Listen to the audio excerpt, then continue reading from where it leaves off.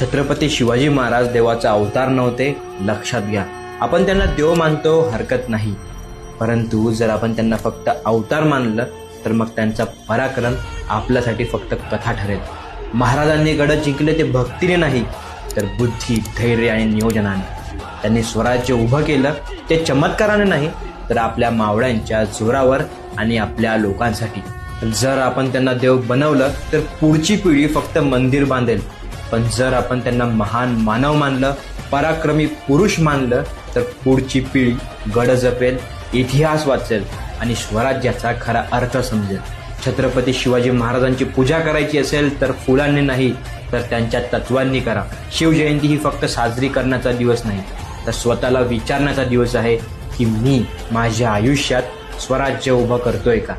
शिवजयंती नाचून नाही तर वाचून साजरी करा आणि महाराजांचा पराक्रम दैवी नाही